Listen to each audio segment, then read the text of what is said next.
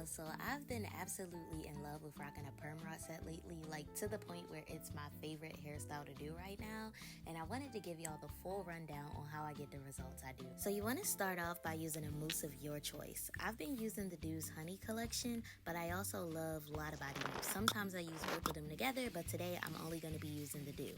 And I'm going to start off by using my purple rods. You want to make sure your hair is super smooth, so make sure you detangle it. And then you want to roll your hair around the rod, smoothing it constantly.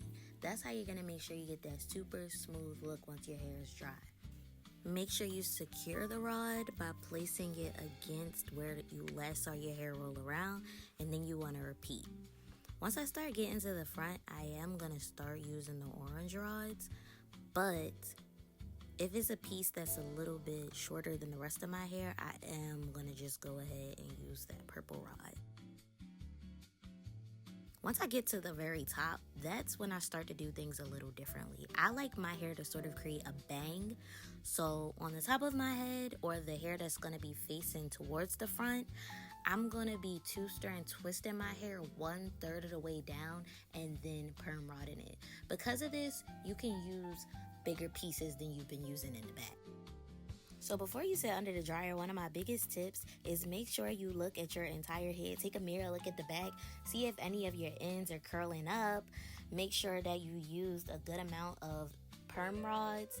If you feel like you want to go back in, change anything, smooth your hair a little more, do that before you get under the dryer. Next, I sit under the dryer for an hour and a half. That's how long it takes my hair to dry.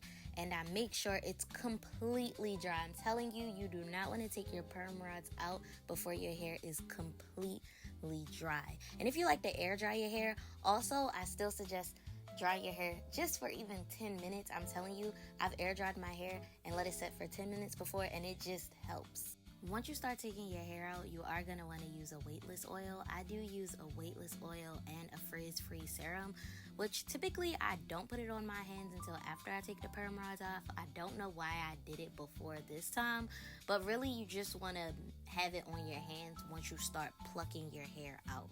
On day one, I try to pluck it out as much as I can, but I also don't mind the tight look because that helps it last for the week. Like every day it gets looser and bigger and fluffier, and oh my gosh, I love it once it gets to that super fluffy look. But before it gets there, I let my hair just do its thing on day one, because like I said, the natural elements is gonna start to fluffy your hair up and different things like that. But on day one, I did feel like it was a little tighter than usual, so I did, blow dry it a little bit. But beyond that, I just accept, day one hair, because by the time day 3 gets here, it gives everything it's supposed to give, and I love it. This is how I do my perm rod set. If you have any questions, let me know, and I hope this was helpful. See ya!